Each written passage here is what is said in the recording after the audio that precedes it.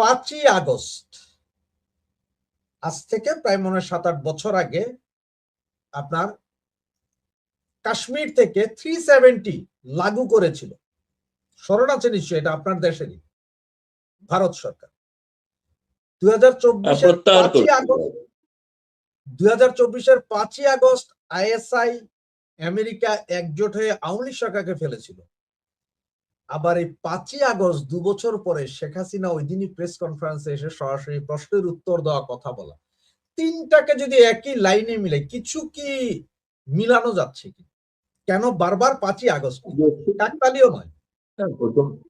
প্রথম কথা হচ্ছে যে পাকিস্তান তো কখনোই তাদের এই দুঃখ তো ভোলেনি যে পাকিস্তান যেটা পশ্চিম এবং পূর্ব ছিল, পূর্বটা যে বিচ্ছিন্ন হয়ে একটা স্বাধীন রাষ্ট্র হবে, সেটা তো তারা চায়নি খুব স্বাভাবিকভাবে। দ্বিতীয়ত তাদেরও কাশ্মীরের প্রতি তো একটা আগ্রহ বা রয়েছে আর কি। ফলে সেই বিষয়টা নিয়ে ওই দিন যে 370 দ্বারা যেটা প্রত্যাহৃত হয়েছিল সেই দিনটা কাঁপতে, কিন্তু একইভাবে ওই দিনটা আবার শেখ কামালের জন্মদিন।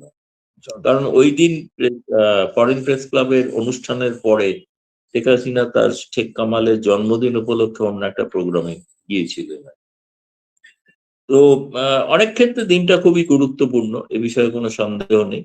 তো যেহেতু তিনি জানেন যে 5ই আগস্ট তার ওই সেখানে ওই গণভবনে জাদুঘর উদ্বোধন হবে, সেখানে আবার ইউনূসের আবির্ভাব ঘটবে, এবং সেখানে দুর্ভাগ্যজনকভাবে দুটো অনুষ্ঠানের তুলনা করলেই বোঝা যায় যে ফরেন প্রেস ক্লাবে সুশৃঙ্খল ভাবে এত সাংবাদিক উপস্থিত ছিলেন, সেই হলে জায়গা হয়নি।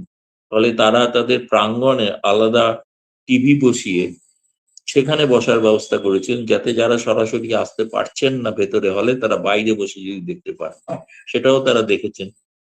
এতটাই সুশৃঙ্খল ছিল। আর যে অনুষ্ঠানটা আমরা দেখলাম, এখানে রাষ্ট্রপতিকে বলতে হচ্ছে যে আপনারা এরকম অসভ্যতা করবেন না, শৃঙ্খলা মেনে চলুন। সে ঠিক যেমন মানে যে ধরনের হট্টগোল হয়েছে, তাতে সমস্ত রাষ্ট্রদূতেরা, হাই কমিশনাররা ওই প্রাঙ্গণ ছেড়ে চলে যেতে বাধ্য হয়েছে। সেই ভিডিওটা সবাই দেখেছে।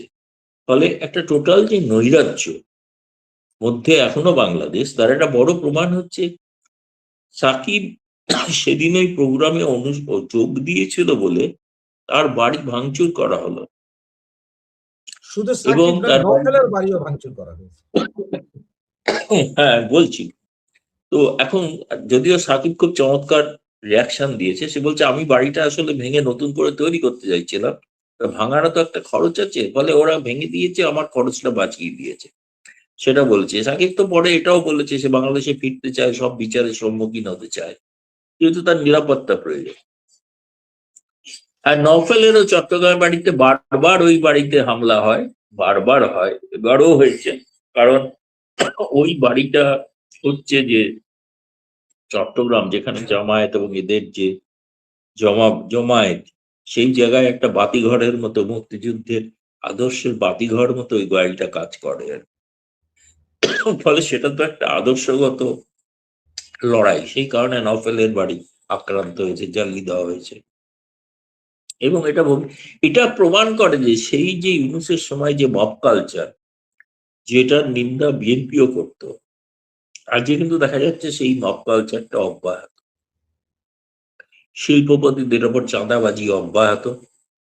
তাদের যদি তারা চাঁদা না দেন, তাদের কারখানা, শিল্প সংস্থা তাদের খুলতে দেওয়া হবে না, কাজ করতে দেওয়া হবে না। আমি নাম বলছি না, কিন্তু আমি নিজে ব্যক্তিগতভাবে জানি এই সমস্ত শিল্প গোষ্ঠীর ওপরে কি ধরনের হামলা চলছে। ফলে গোটা দেশের অর্থনীতিকে প্রায় পঙ্গু করে দেওয়া হচ্ছে। তাই রাসেল। দাদা, অনেকের আজকে কোশ্চেন ছিল, অনেকে এসএমএস ও করেছে এর আগে, যার কারণে আমাকে একটু অন্য জায়গায় যেতে হচ্ছে। সেটা হচ্ছে যে ওরা সবাই জানতে চাচ্ছে আপনার কাছ থেকে যে পাকিস্তানে একটা সমস্যা। ওরা বলতেছে পাকিস্তানে আসিফ মনির সম্ভবত ক্ষমতা নিয়ে নিচ্ছে, পাকিস্তানে কি রেজিম চেঞ্জের কোনো ইয়ে হচ্ছে কিনা, এর পরপরই আবার বাংলাদেশেও এটার কোনো প্রতিক্রিয়া হয় কিনা।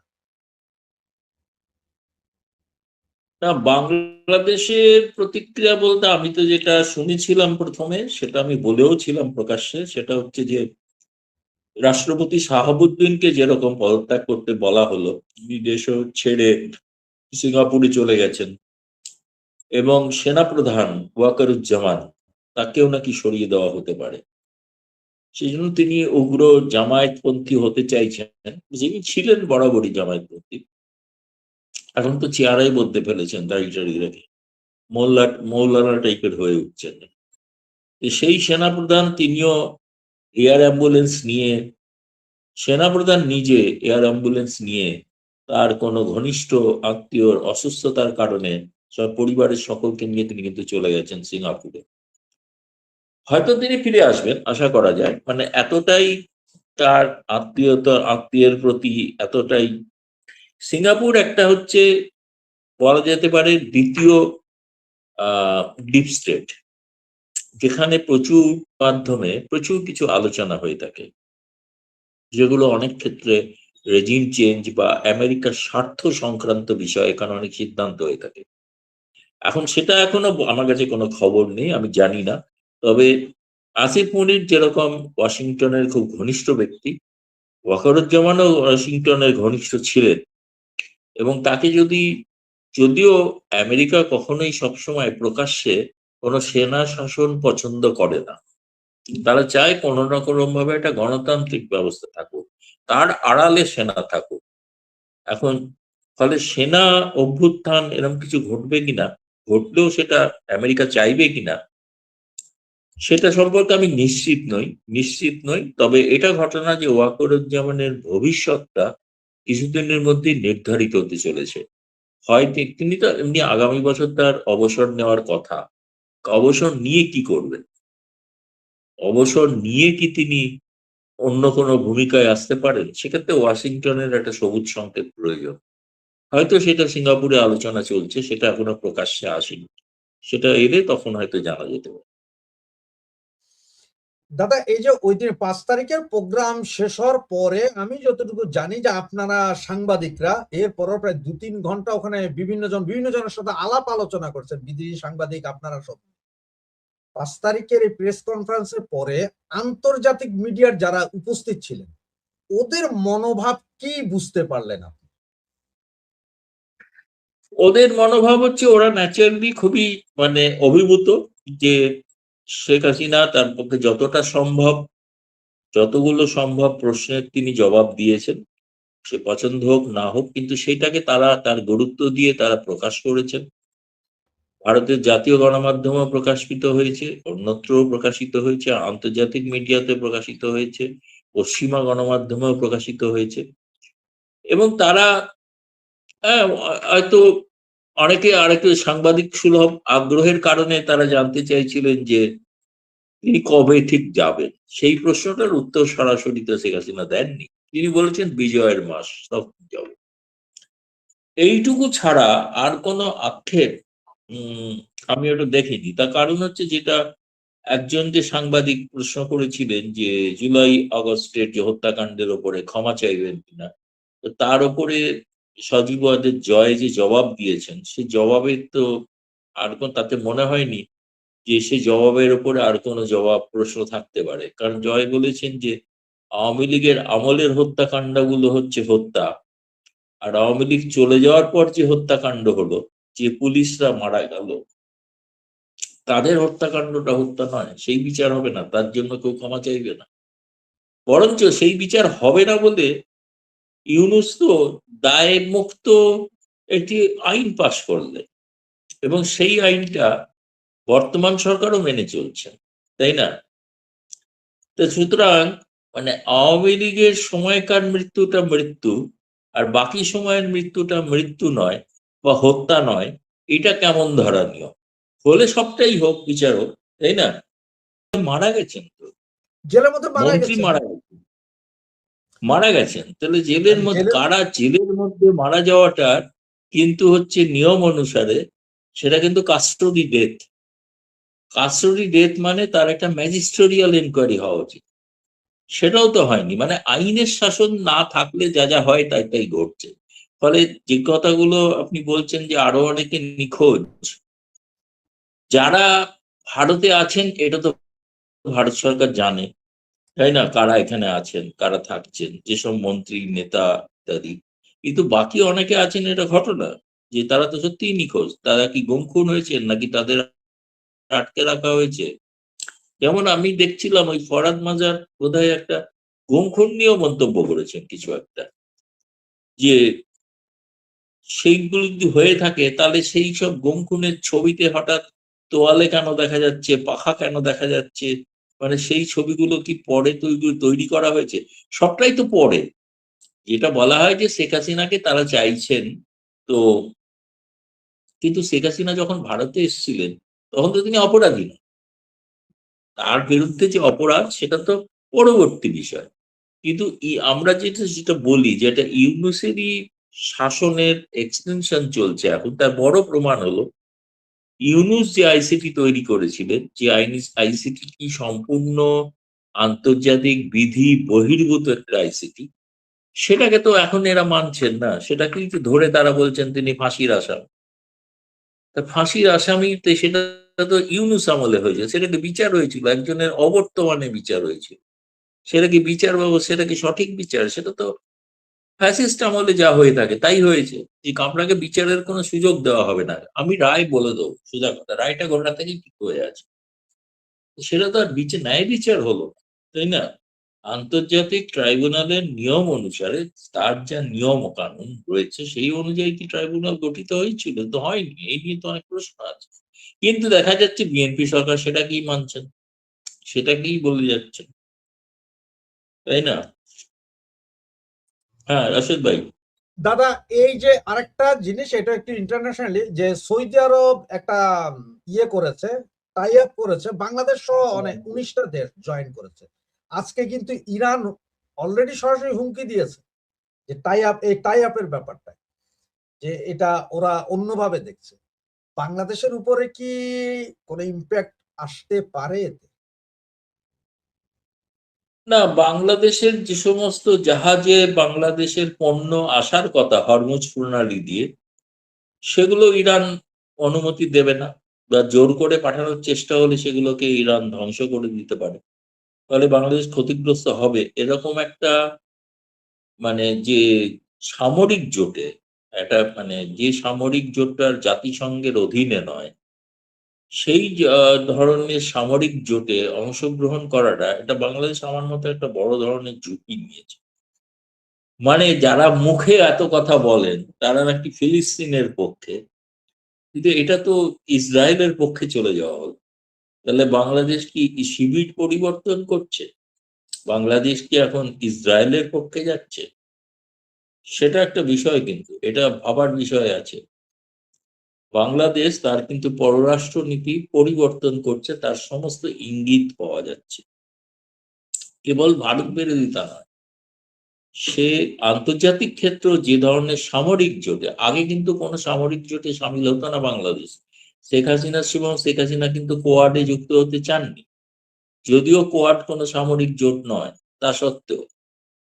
কিন্তু পরবর্তীকালে এখন আমরা দেখছি যে বাংলাদেশ কিন্তু সামরিক জোটে ঢুকছে, এবং যে সামরিক, তারপরে বাংলাদেশের যে সার্বভৌমত্ব, সেটা তো অন্য দেশের কাছে তারা তাহলে বিক্রি করে দিচ্ছেন, অথচ অভিযোগ করতেন শেখ হাসিনার ব্যাপারে। এটাতে বাংলাদেশের জন্য আমার মনে হয় খুবই একটা বিপদ সংকেত।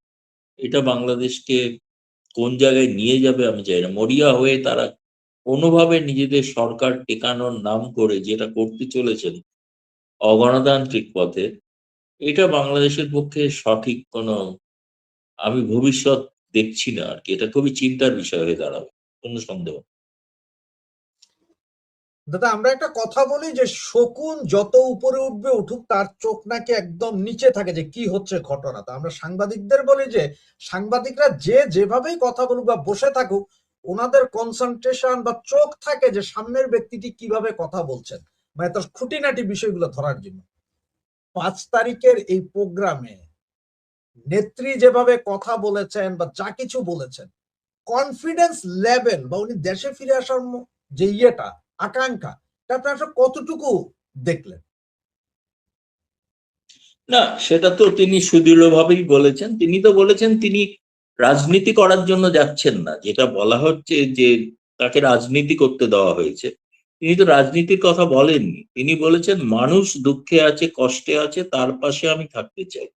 আমি প্রধানমন্ত্রী হওয়ার জন্য যাচ্ছি না, বা কালকে গিয়েই তারেক রহমান সরকারকে উৎখাত করে নতুন নির্বাচন করে ক্ষমতায় যাবো, সে কথাও বলেন। উনি বলছেন আমি যাচ্ছি মানুষের পাশে, আমার অনেক দিন হয়ে গেছে, 2 বছরের উপর, আমার দেশের মানুষ আমায় চাইছে, ফলে আমাকে সেখানে যাওয়া উচিত। এবার আমার প্রশ্নটা হচ্ছে, ধরুন শেখ হাসিনা সেখানে যদি গেলই শেষ পর্যন্ত, তাহলে তার বন্দি প্রত্যার্পণের দরকার পড়ছে না, তারা তো তাকে পেয়াচ্ছেনি সেখানে, তো সেই অনুসারে তারা ব্যবস্থা যা যা নেওয়ার নেবেন, তো সেটার জন্য তিনি তো প্রস্তুত আছেন, তাই না? এখন সেটা যদি তারা ভাবছেন যে এখানে বসে এটা করছেন, সেরকম কিছু নয়, এটা রাজনীতি করছেন, রাজনীতির কথা তো উনি বলেন এটা। আর মত প্রকাশের স্বাধীনতা তো ভারতে আছে, তাই না? আমরা তো কাউকে বলতে পারি না, যে সাংবাদিকদেরও বলতে পারি না, তাহলে আমরা সাংবাদিকরাই সরকারের বিরুদ্ধে বলতাম। যদি ফরেন কারেন্সি ক্লাবকে যদি নিষেধ করা হতো, এটা করতে পারবেন না, তাহলে তো আমরাই সোচ্চার হয়ে সেদিন রাজপথে থাকতাম। শেখ হাসিনার জন্য নয়, আমাদের সাংবাদিক স্বাধীনতায় হস্তক্ষেপ করার জন্য। আর শেখ হাসিনা এখানে একজন অতিথি, তাকে কি করে বলা হবে যে তিনি কি বলবেন, আর কি তার স্ক্রিপ্ট, সেটাও কি ভারত সরকার তৈরি করে দেবে, নাকি বিএনপির তৈরি করা স্ক্রিপ্ট নিয়ে তিনি কি রাষ্ট্রপতি যেভাবে ভাষণ দেন সেভাবে কি ভাষণ দেবেন নাকি? তেনা তার যে মত মত প্রকাশের অধিকার, তিনি সেটা মত প্রকাশ করবেন। তা সে মত প্রকাশে কেউ খুশি হতে পারেন, কেউ অখুশি হতে পারেন, সেটা দেখার তো ভারতের কাজ নয় না। ভারতের বক্তব্য হচ্ছে এখানে তিনি আওয়ামী লীগের নামে কোনো সাইনবোর্ড খুলে, কোনো অফিস খুলে, কোনো রাজনৈতিক আন্দোলন, প্রতিবাদ এসব করতে পারবেন। কিন্তু তার তো ব্যক্তি স্বাধীনতা আছে, সেই ব্যক্তি স্বাধীনতা অনুসারে তিনি যা করার করছেন। এটাকে রাজনৈতিক দৃষ্টিতে দেখাটাই আমার মনে হচ্ছে ভুল হচ্ছে। আর গোটা বিষয়টাকে শেখ হাসিনা কেন্দ্রিক করে ফেলছেন, যে শেখ হাসিনার নাকি কোনো গুরুত্ব নেই, শেখ হাসিনার নাকি অবহেলিত। ইররেলিভেন্ট, এখানে কেউ নাকি বাংলাদেশে চায় না। তা তারা মাথা কামাচ্ছেন কেন এত? ঠিক আছে না, কিন্তু চায় না, ইররেলিভেন্ট। আপনার তাকে নিয়েই তো সকাল সন্ধে ভাই ভেবেই চলেছেন। যতটা না যতটা না মানে আওয়ামী লীগ ভাবছে, আওয়ামী লীগের কিছু কিছু একটা ব্যাপার বলে রাখা ভালো, এই প্রসঙ্গে সুযোগ এলো বলে। আওয়ামী লীগের কিন্তু সেই সময়ের যে ঘটনা 2024, তাতে অনেকেরই সন্দেহ যে কিছু আওয়ামী লীগের লোক তারা হয়তো ষড়যন্ত্রের শিকার হয়েছেন, এবং তারা একটা ষড়যন্ত্রকারী রোল প্লে করেছেন। কারা নিশ্চিত নয়, ভবিষ্যতে শেখ হাসিনা কোনোদিন একদিন তদন্ত করে বের করবেন কারা তারা। কিন্তু আমি আর একটা জিনিস লক্ষ্য করেছি, এটা আমার বলতে আমার খারাপ লাগছে, তবুও আমি বলতে বাধ্য হচ্ছি। এখনো কিন্তু সেই ধরনের কিছু লোক আছে, যারা আওয়ামী লীগের নাম করে বিভ্রান্তি ছড়াচ্ছেন এবং বিরূপ প্রচার করছেন, এমনকি বহু তথ্য বিরোধীদের হাতে তুলে দিচ্ছে। এদের সম্পর্কে আওয়ামী লীগ নেতৃত্ব তখনও যেমন সতর্ক ছিলেন না কিছুটা, আজও তেমনি অনেকটা সতর্ক নন। কারণ শেখ হাসিনার সঙ্গে কারা দেখা করছেন, কারা কথা বলছেন, সেই তালিকা মানে আমি এত ঘনিষ্ঠ হওয়া সত্ত্বেও আমি জানি না। কিন্তু আমি দেখছি বাংলাদেশের একটা বিশেষ দলের মুখপাত্র প্রায় কার্যত সংবাদপত্রের নামে, তাতে সমস্ত বিশদ বেরিয়ে যাচ্ছে। এবং বেরোচ্ছে মানে কি, সেটা কেউ তো এখান থেকে ভেতর থেকেই দিচ্ছে, তাই না? তার মানে আওয়ামী লীগের মধ্যেও একটা শস্যের মধ্যে ভূত আছে। তো সেটা এখনো কিন্তু আইডেন্টিফাই করার প্রয়োজন আছে, তা নাহলে কিন্তু বিপদ আরো হতে পারে। সতর্ক হওয়া দরকার, এটা কারা, এটা চিহ্নিত করা দরকার। কারা দেখা করবে,